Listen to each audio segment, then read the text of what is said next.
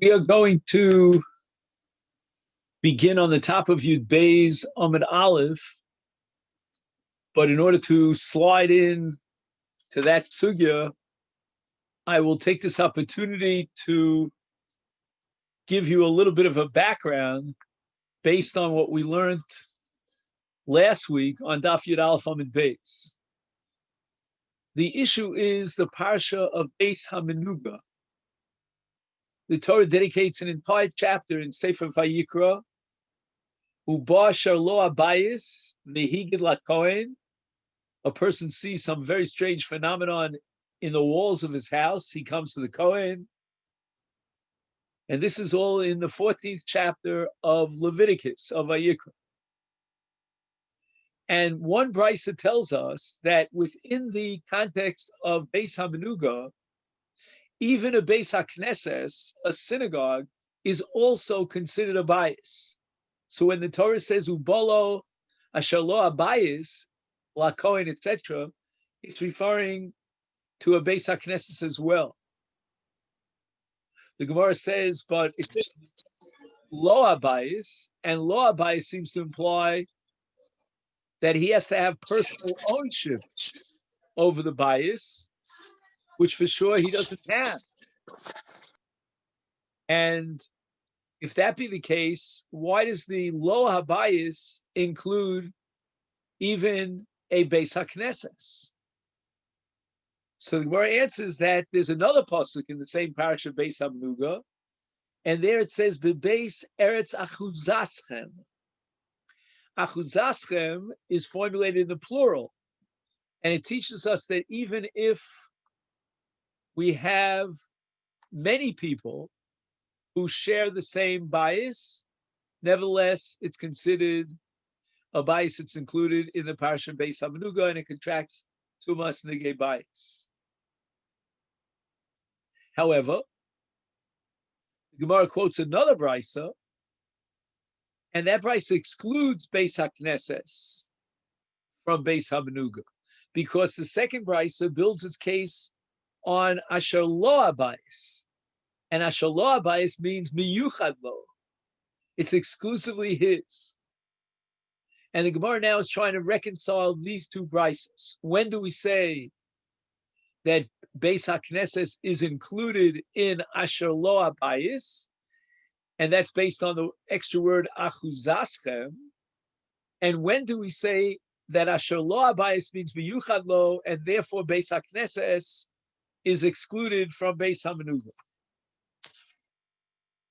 The Gemara says hadik rachim, the hadik farim. We're going to differentiate between one Beis Knesses and another. And it all depends upon the city in which there is this Beis HaKnesses. One is called a krach. A krach is what we call a metropolis, a very large city. And the other is called a kfar. Kfar means more of a village. So one brisa that says that a Beis HaKnesses is excluded from Tumas Negoim, it's not Asher Lo Abayis, that's referring to a Beis HaKnesses in a krach, in a large city. And the reason for that is that since it's a large city, then many people come together, they converge on the city from different areas, and the synagogue is basically for everyone. Imagine in contemporary life, you have a major synagogue located in a metropolis with lots of tourists coming from all over, from within that country, from other countries. That's not a bias hamiyuchad lo. It's not designated for any one person or even any group of people, and therefore it's excluded under the law of bias hamiyuchad lo, law bias. And there's no tumas beis hamenuga with regard to a Beis HaKnesses in a krach, in a large city. However, the other brisa that says that Beis HaKnesses is included under Beis HaMenuga, and it will be makabel tumas negoim, that's referring to a synagogue in a small city, which means it's in a rural area, otherwise known as a village, And there, the Beis HaKnesset is not open for all travelers that come from different countries, but rather it is Bailav Nikarim. Bailav Nikarim means we know exactly who are the people who own the Beis HaKnesset and frequent and daven there, because it's a small kfar. It's a village. And therefore, it is basically like a bais of shutfim. Shutfim means partners. And all the members of that kfar are partners in the Beis HaKnesses. Hence, each one has his own ownership rights to the Beis HaKnesses. And therefore, it's considered bais hamiyuchad lo, and it's included under the Tumah of Nigei Bat. That's the Gemara's answer. The Gemara now asks the following question. The krochim eino mitame b'negoyim v'asanya. We have a brisa that darshins the pasuk in the parsha of Nigei Batu, and there it says, "V'nasati neged tzaras bebeis eretz achuzaschem," and achuzaschem means that inheritance that belongs to the entire community. So that even if a Beis HaKnesses is located in a large metropolis, according to this brisa that we're quoting now, it should still be included in Tumas Negoyim, Beis HaMenuga, because of the Pasuk Achuzaschem. Then the brisa continues and says that there's one city in the entire map of Israel which is excluded from Tumas Negoyim and is not called Achuzaschem. Which city is that? That's Yerushalayim. The Ein Yerushalayim Mitame B'Negoyim. Now, all this is according to the Tanakama of the Brisa. The Brisa now records the Shita of Rabbi Yehuda. Omar Rabbi Yehuda, Ani lo shamati. I never heard this principle that Yerushalayim is excluded from Tumas Negoyim. Ela mocham hamikdash bilvat. I only heard in the Masoros and the tradition that I received that Beis HaMikdash is excluded from Tumas Negoyim, because the Beis HaMikdash has no individual or, for that matter, partnership owners. Nobody owns the Beis HaMikdash.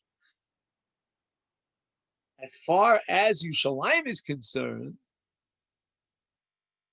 Yerushalayim should be subject to Tumas Negoyim. Rabbi Yehuda says, nobody ever told me or indicated to me that Yerushalayim has a different status than any other major city in Eretz Yisrael, that the Batim therein are not subject to the law of Tumas Negoyim. I only heard it about the Beis HaMikdash.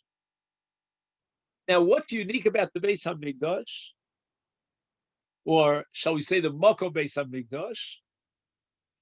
So here we have a comment of Rashi. Rashi says that David purchased the land, which is called Goren Shel Arona Hayevusi. There was a certain Jesuit that owned that land. And when the Navi told David that that's the land that you need for the Beis HaMikdash, David collected money from all the Shvatim of Klal Yisrael. Every Shevet contributed.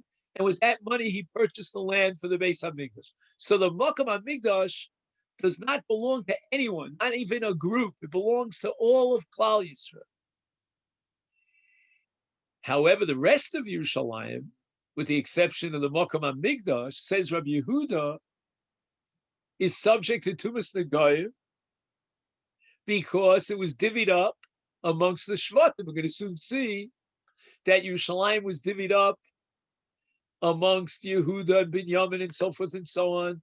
But the Makom HaMikdash, that belongs to all the Shvatim.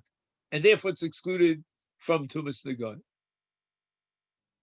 But we see clearly from this brisa that the Tanakama, who excludes Batei Knesios, he's talking about all of Eretz Yisrael.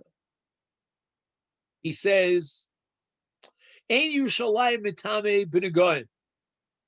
So does that mean that a Beis HaKnesses would be subject to Tumas Negoyim? The Gemara now is Medayik. The Gemara says clearly, Habate Knesiyot Ubate Midrashos mitamim b'negoyim. Rabbi Yehuda only excluded the Makom HaMikdash. He didn't make a general statement and say any area that has Kedusha, like a Beis HaKnesses, is excluded from Tumas Negoyim. And that means Afal Gav the Krochim Minu. Even if these Bate Knesios belong or are situated in large metropolis, nevertheless, it's subject to Tumas Negoyim, because Rabbi Yehuda only excludes one area, and that's the Makom HaMikdash. So the Gemara answers, you know what? In a large metropolis, a Beis HaKnesses is not subject to Tumas Negoyim. The Ema, but we have to reinterpret the words of Rabbi Yehuda. Rabbi Yehuda, Ani lo shamati, I only heard Ela Makom Mekudash Bilvad, not Beis HaMekudash, but Makom HaMekudash.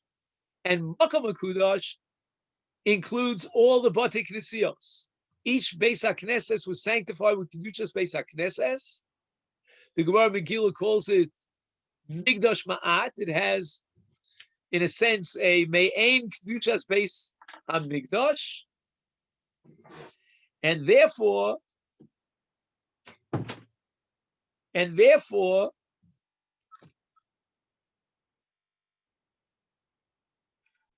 so the Gemara is now saying that Rabbi Yehuda, when he excluded Beis HaMikdash, Makom HaMikdash, he meant to exclude any Makom HaMikudash, and therefore Beis HaKnesses is excluded from Tumas Negoyim. Even though you and I might have said, well, look at the Tanakama of this price. The Tanakama says that Achuzaschem mitamo b'negoyim. The Tanakama didn't exclude Bate Knesios. So the Gemara assumes now that at this point we have a machlokes between the Chachamim and Rabbi Yehuda regarding a Beis HaKnesses. Would a Beis HaKnesses be excluded from Tumas Negoyim or not? B'maika miflagi. What are they arguing about? Tanakama Savar. Oh, so let's focus our attention now not on Bate Knesios, but on Yerushalayim, because the Tanakama of this last price says Ein Yerushalayim etam v'negoyim. All of Yerushalayim and all the houses therein are excluded from Tumas Negoyim. Rabbi Yehuda only excludes the Makom HaMikudash, which means either the Beis HaKnesses or the Beis HaMikdash. But the houses in Yerushalayim, according to Rabbi Yehuda, are definitely subject and included under Tumas Negoyim. So the Gemara right now is leaving the issue of Beis HaKnesses on the side, and now it turns to focus our attention on Yerushalayim. The Gemara says, Tanakama Sovar, the Tanakama who excludes all of Yerushalayim from Tumas Negoyim, and therefore the word Achuzaschem excludes Yerushalayim from Tumas Negoyim. Sovar, he holds Yerushalayim lo nischalka l'shvatim, that although all of the land of Israel was divvied up equally amongst each shevet, every shevet got its territory, but not Yerushalayim. It was never divvied up. Rabbi Yehuda Savar, on the other hand, he has a dissenting view. Yerushalayim nischalka l'shvatim, and therefore, when the Torah says Achuzaschem, it includes Yerushalayim, because Yerushalayim, like the rest of Eretz Yisrael, was included in the partition of the land, that it was divvied out to everyone, each one of the shvatim. And in truth, the Gemara says, this is not a new machlokes. Again, it's a new application to Beis HaMenuga of an old machlokes. We have a machlokes in the following brisa, and the Machlokas Chacham Rabbi Yehuda with regard to Yerushalayim is dependent upon this Machlokas that we're about to learn in the brisa. The Sanya we learned in the brisa with regard to the giving up of Eretz Yisrael, that Yerushalayim fell into the hands of Shevet Yehuda and Shevet Binyamin. And the boundary line between Shevet Yehuda and Shevet Binyamin in Yerushalayim was the Makom HaMikdash. Me'hayu b'chelko shel Yehuda. Which part of the Beis HaMikdash fell into the lot, the territory of Yehuda? Number one, it was the entire Har HaBayis, and that's on the eastern side of the mountain. Halishakos.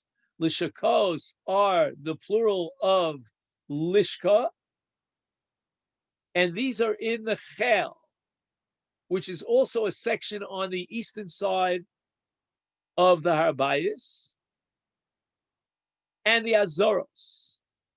There were three Azoros in the Beis HaMikdash. There was Ezras Nashim, Ezras Yisrael, and Ezras Kohanim. So you came from the Har HaBayis into the Chel, and from the Chel you went into first the Ezras Kohanim, then first went to the Ezras Nashim, then the Ezras Yisrael, and finally got to the Ezras Kohanim. So the entire eastern side of the Har HaBayis, from beginning to end, until the end of the Ezras Kohanim, was all in the Chelek of Yehuda. Me'hayu b'chelko shel Binyamin. So what then in the Beis HaMikdash fell into the territory of Binyamin? Ulam v'heichal ubeis kodesh kadosh. This is all on the western side of the Har HaBayis, and between the Ezras Kohanim, which again, as we said before, fell into the Chelek of Yehuda, up until the Ulam, which, as we said before, that's the chamber that fell into the portion of Binyamin. There were 54 amos. The Tana of this brisa that we just learned did not tell us what is the status and to whom was divvied up that land between the end of the Ezras Kohanim, which was in Shevet Yehuda, and the Ulam, which was in the Chelek of Binyamin. So we have now 54 amos that are unaccounted for. And Rashi explains that miyad liachar Ezras HaKohanim hischil hamizbeach hachitzon. As soon as you penetrated inward towards the Kodesh of the Beis HaMikdash, passing by the Ezras Kohanim, at that point you encountered the Mizbeach, and the Mizbeach itself was 32 amos. And on towards the bottom of the Mizbeach was the Yisod, like a foundation, and that's circled around the Mizbeach. We're talking about the Mizbeach Achitzon. From the end of the Mizbeach to the Ulam, if we subtract 32 from 54, we have another 22 amos. That shetach, that area, was also in the Chelek of Binyamin. So that means that if you draw a boundary line between Yehuda and Binyamin, it would pass the end of the Ezras Kohanim. And now we're going to learn in the next brisa, which is actually a continuation of the previous brisa, that place where the boundary went from the eastern side up into the Yesod HaMizbeach, it entered a little bit into Chelek Yehuda. It means that the area around the Mizbeach was not exclusively in the portion of Binyamin. There was some area that jutted into the area proximate to the Mizbeach on the eastern side that was allotted to Yehuda. So again, although Yehuda seems to have been given what we call the auxiliary areas, the greater areas are like Harabayas and the Lishakos and so forth and so on, and Binyamin was given the Ulam, the Heichal, the base Kodesh Kodashim. But when we get to the Mizbeach, we find that the eastern side of the Mizbeach was an extension of the territory of Yehuda.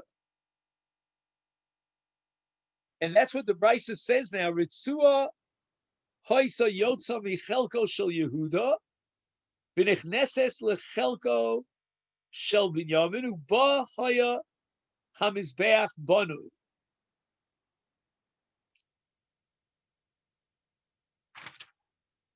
So I have a diagram of this. There's a strip of land that projected from the portion of Yehuda and extended into the portion of Binyamin. And on it, the Mizbeach was erected. 14. So I'll just read to you this note here, and maybe you have also a diagram in front of you. I don't know. He says the Mikdash edifice itself was comprised of 3 parts. Number 1 was the antechamber. The antechamber is, okay, there are a lot of points here that anyway, then we get to the antechamber is called the Ulam. Then we get to the Heichal, which he calls the hall. And the Holy of Holies is the third area, that's Kodesh Kodashim. All this was in the territory of Binyamin. Okay, so this is the picture that he has over here. Yehuda's territory included the eastern part, we said the Chelik HaMizrach of the temple complex, extended to the east side of the Mizbeach. Binyamin's territory embraced the western part of the Migdash complex. Now, what about the area between the east wall of the Mizbeach and the Ulam? He says the line marking the border between the territories of Yehuda and Binyamin ran just east of the Mizbeach. So beginning with the Mizbeach, everything to the west, including the Mizbeach itself, and the Ulam, and the Heichal, and the Kodesh Kodashim, that all belonged to Binyamin. So that's the beginning of the altar and to the west. Everything to the east, including the 22 amos of the Azaros, of the Ezras Kohanim, the Ezras Yisrael, the Ezras Noshim, the eastern segment of the Harabayas, all that belonged to Yehuda. The line that divided the Azara did not cut straight across, but rather dipped back to the east, 1 amma short of the northeastern corner of the Mizbeach. Okay, now in addition, a strip of land extended westward from Yehuda's territory at the southeast corner of the Mizbeach, stopping 1 amma short of the southwest corner. Thus, the land flanking both the eastern and southern walls of the Mizbeach, excluding the last amma of each, belonged to Yehuda. And that's what we have here in this diagram. He's got different colors here. Now, I assume Let me just look at this diagram and see if it helps at all.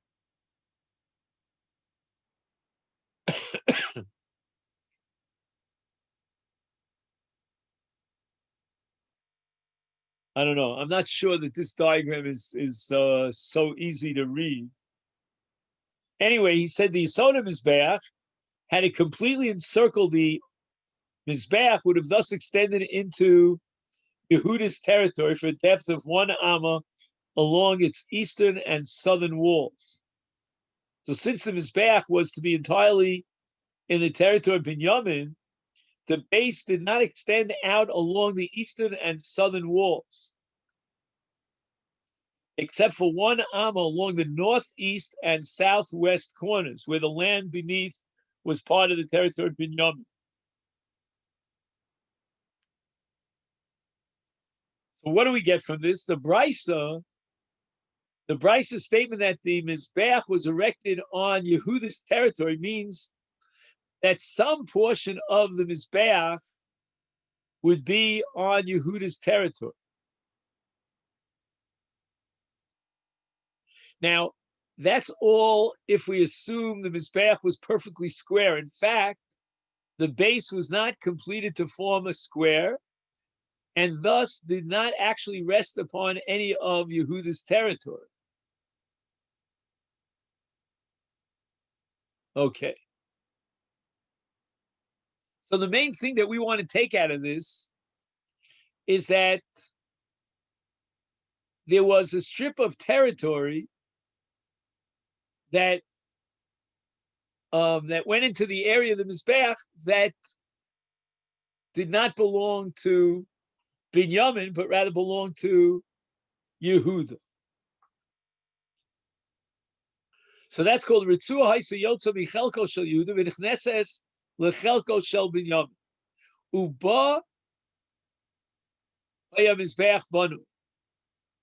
Again, as we said before, it's not that the entire area of the Mizbeach was in Judean territory, if we can call it that, but the large majority was. And Binyamin Atzadik, apparently Binyamin, Rashi says, had Ruach HaKodesh, and he understood that in the future this is going to happen.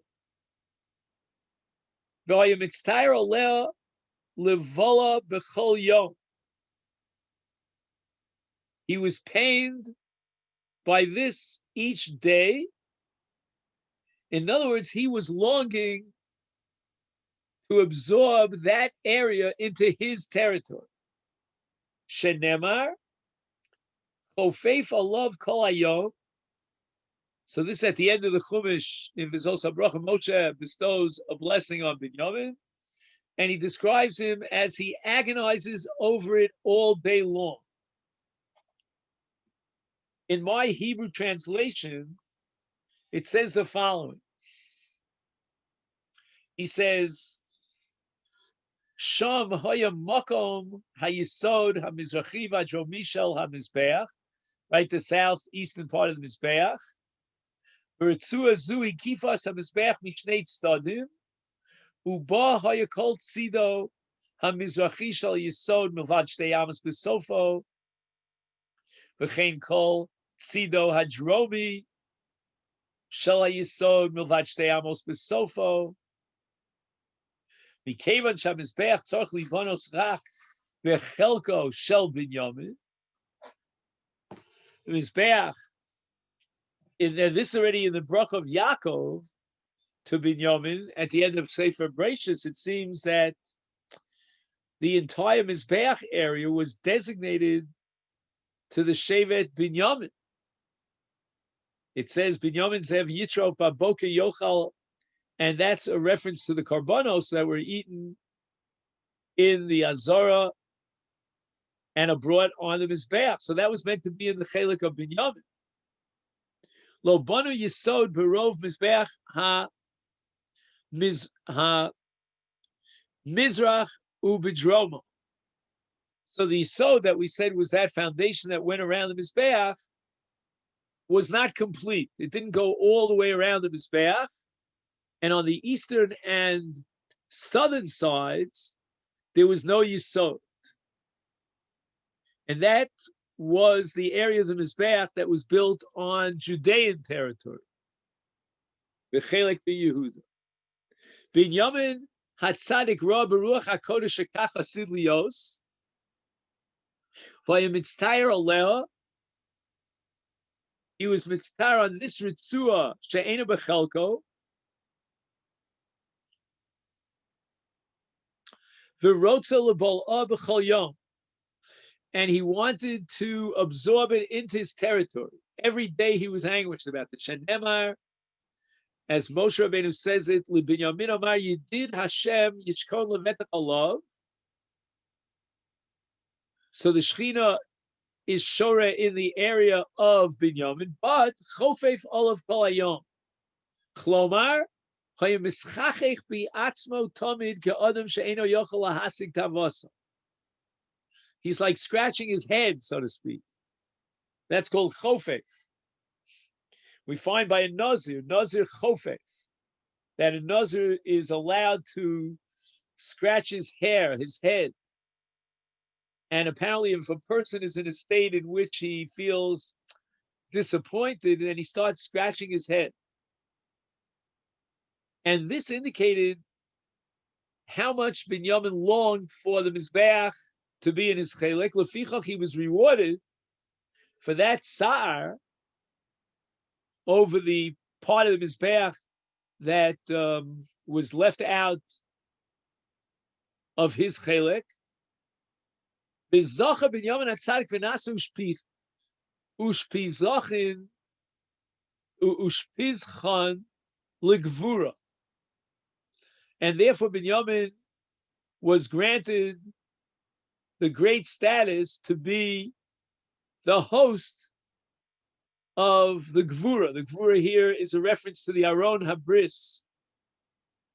Shenemar ubein kseifav shochen.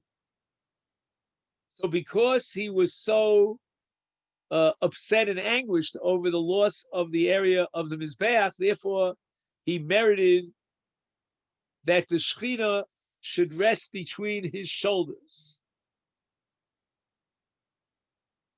He has a note here. He says that the holy ark upon which the Shekhinah rested was located in Binyamin's portion. Hashem chose to have the Shekhinah reside in the western portion of the Migdash, so that the Aron would be placed in Binyamin's territory. Yaakov in his blessing spoke only of the Mizbeach being in Binyamin's territory, did not state where the Aron would be. Moshe, on the other hand, stated that the Aron and the Mizbeach would be in Binyamin's territory, and the Aron as well, because of the reward for this righteous anguish, which was manifested by Binyamin of the loss of part of the area of the Mizbeach.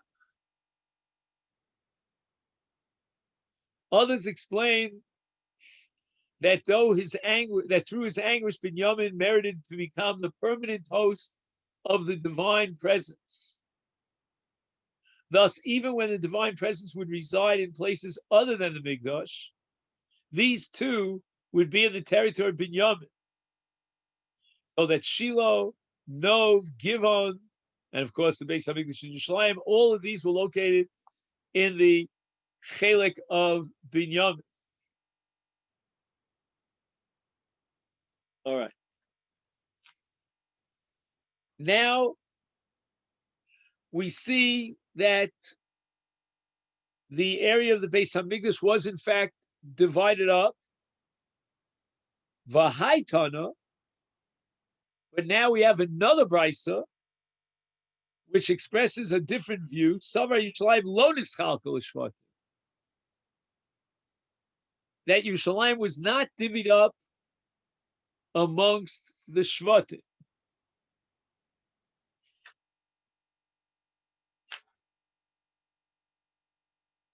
Just 1 second. This Sanya will be learned in the brisa.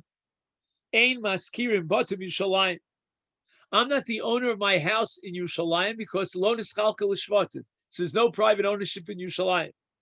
And when the Ole Regel came and they needed a place to stay in Yerushalayim, they wanted to rent out homes, like Airbnb in Yerushalayim. But the Tanakama of this brisa says you have no right as an owner of a house in Yerushalayim to charge rent because you don't own your house in Yerushalayim. Lefisha Eina Shalahem, they don't have exclusive individual ownership of the house of Yerushalayim because the houses of all of Yerushalayim belong to the nation as a whole. He quotes here the Chazon Ish that initially Yerushalayim was apportioned amongst the Shvatim, since at that time the eventual site of the Mikdash was not known. But later, when Yerushalayim was designated as the place for the temple and equal access was granted to all tribes, so in this sense, the Tana holds that Yerushalayim lo nischalka l'shvatim. The original owners of property in Yerushalayim, like for example the tribes of Yehuda and Binyamin, retained title to their properties. The rest of Israel merely received the right to use these properties when they traveled to Yerushalayim. Rebbe Elazar Reb Tzadok Omer, af lo mitos.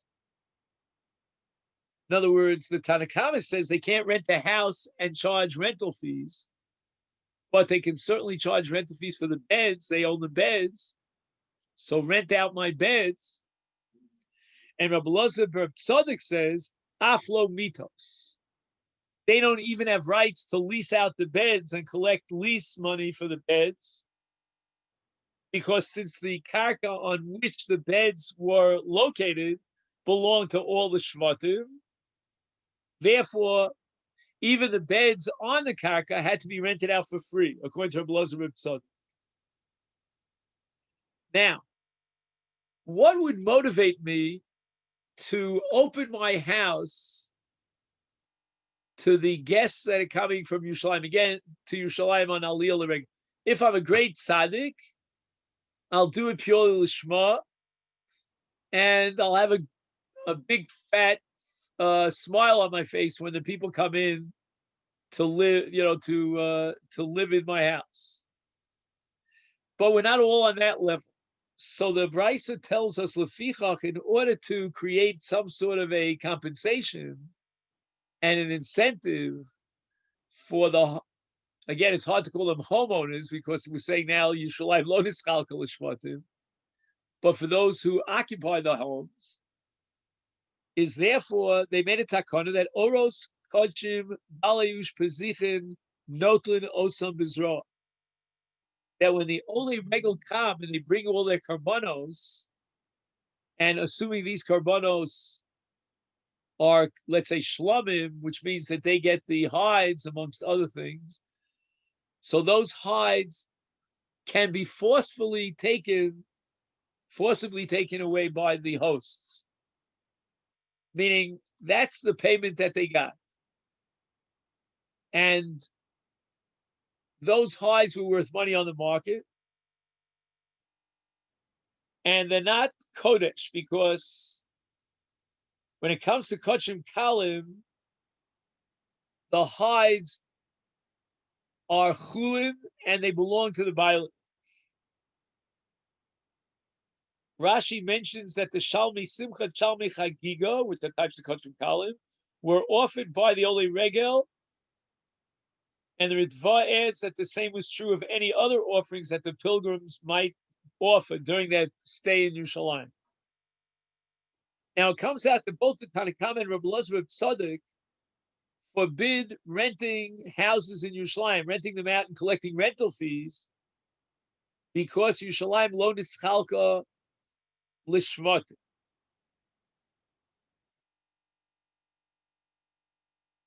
So if we go back to the earlier Gemara that we learned today, and we established that there's a machlokes between Rabbi Yehuda and the Chachamim,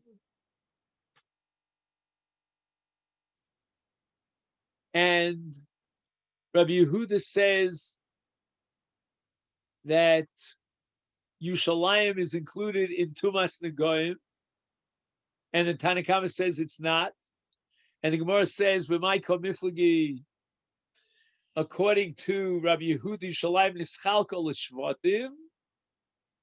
The Tanakama holds Yushalayim lo nischalka l'shvatim, and therefore it's not included in Achuzaschem. It's not nitmeis b'negoyim.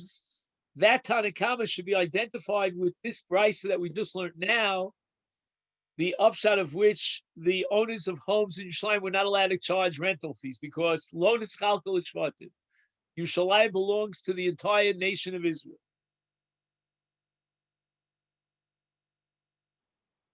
Now Abaye wants to derive a moral lesson from this brisa that we just learned. Omar Abaye shmamina orach ara, it's proper moral behavior, lemishvak inish gulfa umashka leushpize. If you're a guest at someone's house, and let's say you have a jug of whatever liquid beverage is inside, during the course of your stay as a guest in that host's house, you will drink up the beverage, but the jug itself leave for the owner, for the host. And also, so that's called gulfa. And mashka means that if you slaughtered any animals during your stay, you should leave the hides for the host as a gift. He says, this is always proper in the case of Oli Yerushalayim, but the Chachamim now, that's Abaye's formulation, went even further, and they took this etiquette and they made it into law. And the Ritva says that the host has the right to take these hides forcibly. And this was all established in order to ensure that the homeowners would welcome all of these guests and the pilgrims who came for Aliyah L'Regel with a cheerful attitude. Now, we had a stira, as you recall, between two brisos, getting back to the Beis HaKnesses and whether it could contract Tumas Negoyim. The Gemara tried to reconcile this contradiction, and the last of the suggestions was to be machalik between a Beis HaKnesses in a metropolis, a large city, as opposed to one in a small village. So the Gemara now asks, are you telling me that a Beis HaKnesses in a small village is subject and susceptible to be contaminated by the law of Tumas Negoyim? Vasanya, we learned in the Brisa, Lachuza, the Torah says in Vayikra Yudalid, in the Parsha of Negei Batim, it says, Ki savo el eretz Canaan asher ani nosein lechem le'achuza. Vinasati negat tzoras. What is this word le'achuza teaching me? It's teaching me that at what point historically did the Parsha and the Dinim of Negei Batim emerge? When were they applicable? Ad sheyichbishu osa, as soon as they conquered the land from the 7 nations, and it became an achuzah, it became an inheritance, then and only then was there Tumas Negoyim. Avshu osa v'lo chelku al shvatim, or chelku al shvatim v'lo chilku lebeis avos, or chilku lebeis avos v'ein kol echad makir es shelo minayin. How do we know in all the above cases there's no application of the laws of nigei batim? Talmud lomar uba asher lo habayis, misha habayis miyuchad lo yotza elu she'ein miyuchadim lo.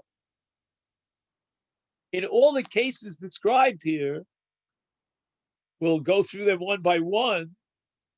There is no individual ownership over the batim. The first case was before they conquered the land. Okay, fine. That we understand. Then the second case is even after they conquered the land, but they hadn't done the Chalukas Eretz Yisrael yet. They hadn't yet divided up the land amongst the tribes of Israel. The next stage is that they already divided up amongst the families,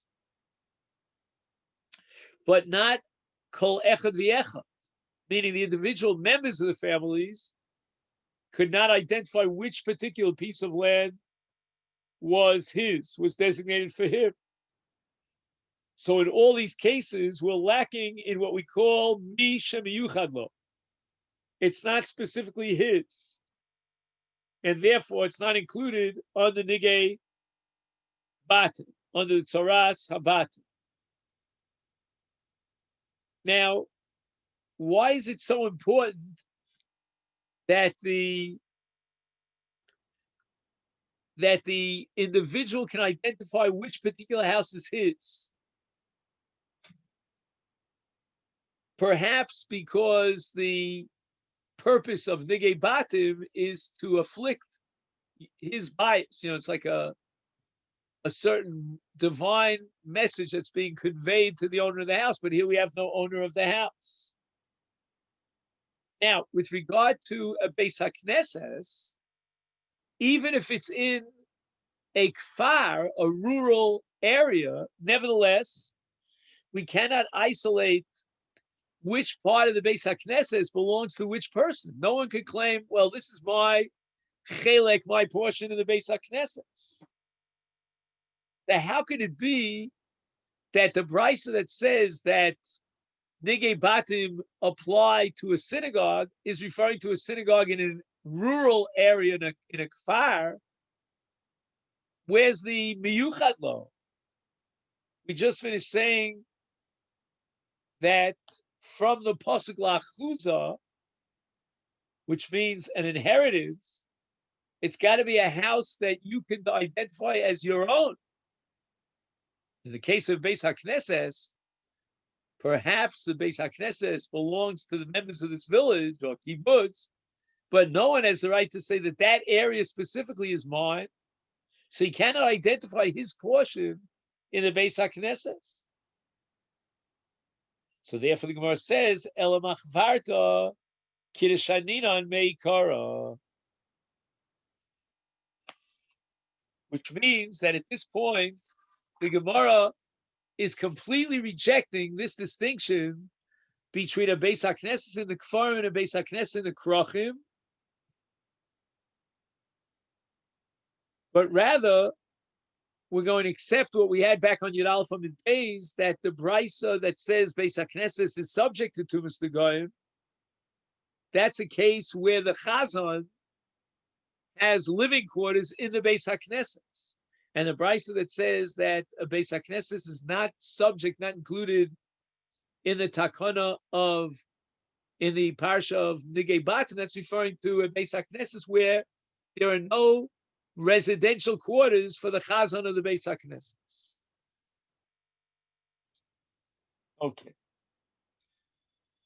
That sort of wraps up the sugya of mezuzah that we started 2 weeks ago, and Beis Hamanuga that we started last week, and the issue of whether Yerushalayim was nischalkel l'shvatim or was not nischalkel l'shvatim.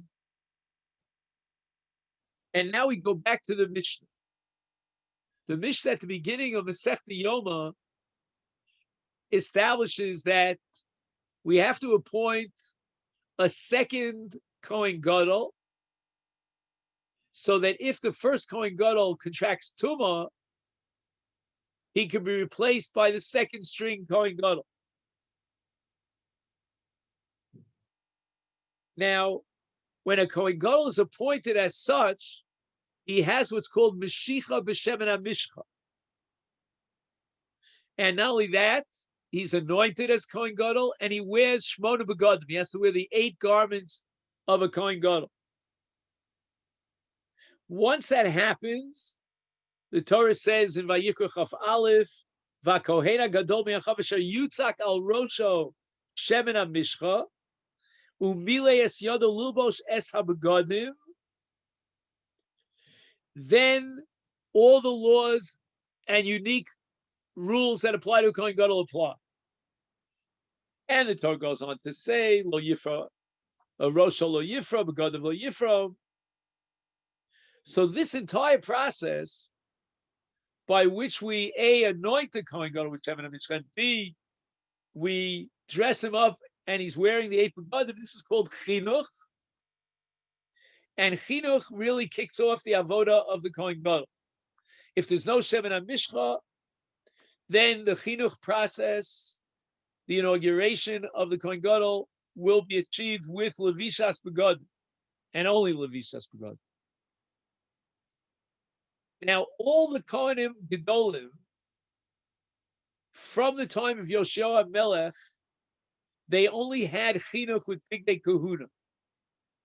Because already at the point of Yoshiah Melech, the last drops of oil of the Shemen HaMishcha were hidden away in Gniza. And this is going to be a sugya much later on in Masechta Yoma, why exactly during the reign of Yoshiah Melech that happened. But in any event, from that time and on, chinuch of a Kohen Gadol was achieved exclusively with the begadim. There was no Shemen HaMishcha. Now, what happens to the second string Kohen Gadol, such that he can fill in for the Kohen Gadol in event that the Kohen Gadol has a psul, he becomes contaminated? So there was a psul in the Kohen Gadol. Now they appointed the second Kohen as a replacement. They took him out of the bullpen. And how are they mechanech him? Such that now on Yom Kippur he could serve as the Kohen Gadol. Gemara says, Pshita Erebo Psul, Kodem Tovit Shel Shachar. If on the day of Yom Kippur itself, the Kohen Gadol had some sort of contamination, and this happened before the Tovit Shel Shachar, before the first Tomid, the first carbon of the day. So now they appoint a second Kohen to replace the first. Mechanchenoso b'Tomid Shel Shachar. In other words, at this point, he has to wear the 8 begadim of a Kohen Gadol, so that now he can start his avoda with the carbon Tomid Shel Shachar. Once he brings the carbon Tomid Shel Shachar, his process of chinuch is completed. And for the rest of the day, he will serve as the Kohen Gadol and do all the avodas of Yom Kippur. But what has to be clarified? Ella, what happens? Ira bo psuli achar tovit shel bein arbaim. In other words, the first string Kohen Gadol actually was tahar at the time that he brought the tovit shel bein arbaim, tovit shel shachar, excuse me, and then immediately afterwards he contracted tumah. So the Kohen who now steps into his shoes and he's got to do the avodas Yom Kippurim, well, what's he wearing? I mean, he's only wearing 4 begadim, because again, until this point, he was a regular Kohen. So what happens? He's going to start doing the avodah while he's wearing 4 begadim? Those 4 begadim are the begadim of the Kohen Hedjo. In order for him to be inaugurated and achieve the status of a Kohen Gadol, he needs 8 begadim. So now he's got 4 begadim. What's going to happen? He says, if he became, meaning the first Kohen Gadol, disqualified after the Tamid Shel Shachar, how do we invest him, meaning the second string, with the office of Kohen Gadol? The service that follows after the offering of the Tamid is the special, unique Yom Kippur service, which the Kohen Gadol performs wearing 4 linen vestments, a linen tunic, linen trousers, a linen turban, and a linen belt. These vestments are essentially the same garments that are worn by an ordinary Kohen to perform the Avodah each day. So thus, as the Kohen Gadol performs the Yom Kippur service, there's nothing to distinguish him from any ordinary Kohen. So the Gemara is asking, if the incumbent Kohen Gadol became disqualified after the Tamid, how do we inaugurate the new Kohen Gadol? At this point, he's only wearing 4 begadim. Those are the identical 4 begadim that a Kohen Hedra wears.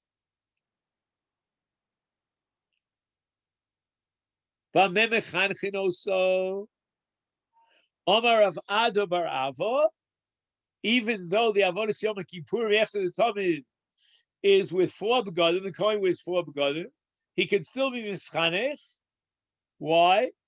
But Avneit, there's a special belt called the Avneit that's worn by the Kohen Gadol. And what happens now? He says, B'Yom Kippurim, the Kohen Gadol wears an Avneit shel butz. Butz is another word for pishlan, for linen. As the pasuk says in Vayikra Tezayin, it says Ubavneit bad yachgor. Now, the regular Avneit, the regular belt of a Kohen Hedjot, of a rank and file Kohen, was the Avneit of Tzemer Upishtim. It was a combination of both wool and linen. And the Gemara is going to explain this later on, how we know such a thing. So now the Kohen who replaces the original Kohen is going to do the Avodas Yom Kippur with a different Avneit. It's an Avneit Shel Kohen Gadol, which is made purely of linen without any mixture of wool, and it's a different beged. And that beged now is going to be used to achieve the chinuch. Now, whatever happened with Mashicha b'Shemen HaMishcha and Levisha of Shmona Begadim? And we said that a Kohen Gadol is inaugurated by this combination of Shemen HaMishcha and Shmona Begadim. He says, Min Adin, Tzarech Sheyeh Mashuach Shivas Yomim Umeruba Shivas Yomim. Now, how's the second string Kohen Gadol going to move right into this position? We need a requirement of at least a minimum of 7 days of chinuch.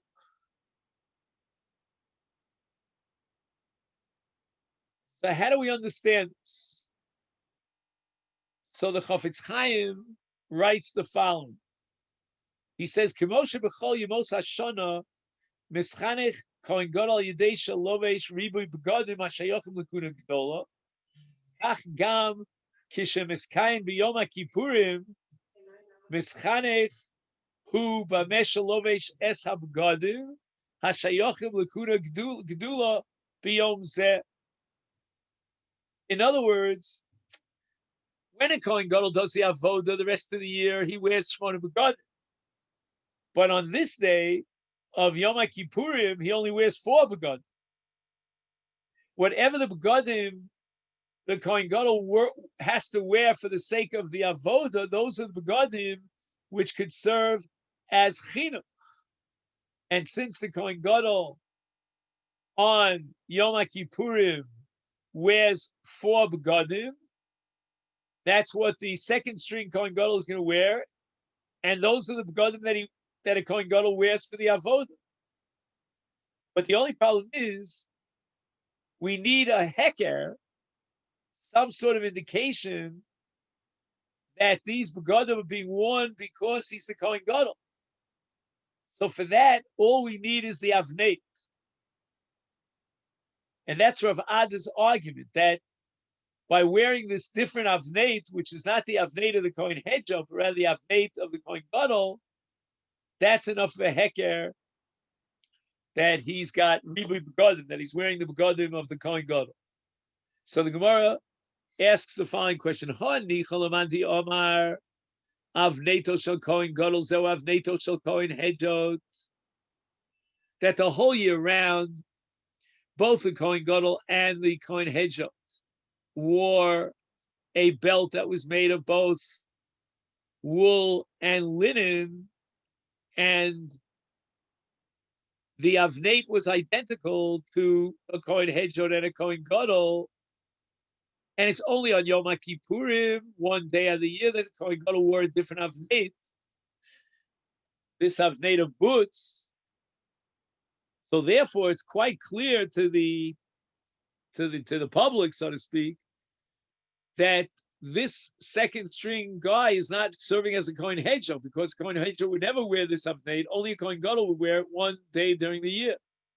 But there's another Tana who has the opinion that the Kohen Hedjah wore an avneit of boots the whole year round. Ulidvarov avneito shel Kohen Gadol the whole year round. Lo zeu avneito shel Kohen Hedjah. In other words, during the course of the year, the Kohen Gadol would wear an avneit of tzemru pishtin, and a Kohen Gadol and a Kohen Hedjah wore an avneit of boots. And Dafka on Yom Kippurim, that's when we equalized it, and the Kohen Gadol wore the avneit of boots, like the Kohen Hedjah wore the whole year round, is Michael and Meimar. So what is the chinuch? Where's the heker here that this second Kohen Gadol is wearing special begadim when the avneit is identical to both the Kohen Gadol and a Kohen Hedjah? Because on Yom Kippurim, the Kohen Gadol wore the avneit, which was the avneit of the Kohen Hedjah the whole year round, of Tzemru Pishtin. Omer Abaye says, Love Shmona, that Enochinami, even if the second Kohen Gadol takes over after the Tovin Shel Shachar, he will still, the second Kohen Gadol will still wear Shmona Begadim. Now that's very odd. How can he wear Shmona Begadim when the avodah requires 4 Begadim?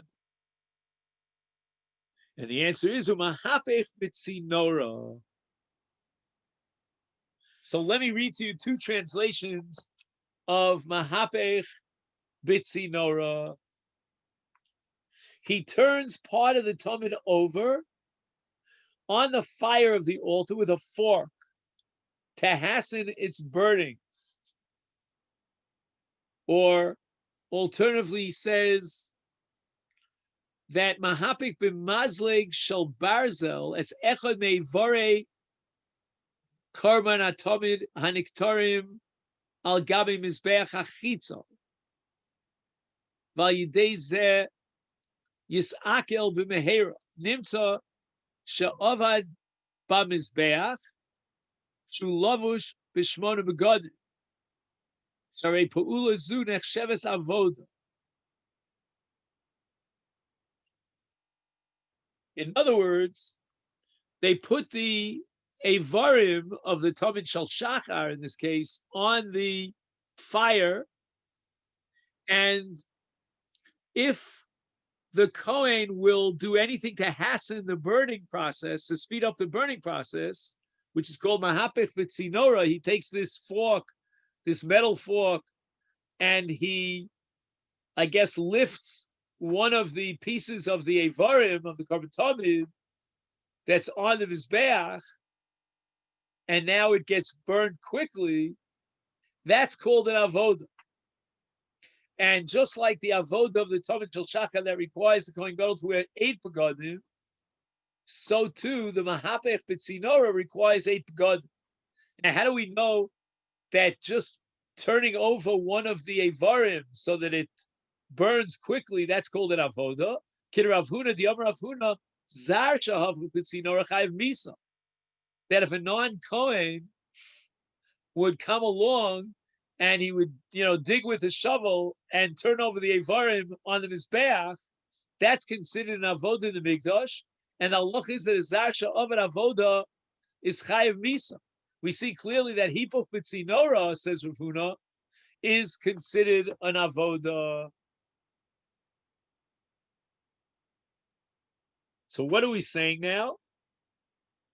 That let the second Kohen wear the 8 begadim, and he turns over parts of the avarim of the tamid, and that speeds up the process of burning, and that's considered an avoda. And since it's an avoda, therefore, A, he would wear the begadim of a Kohen Gadol,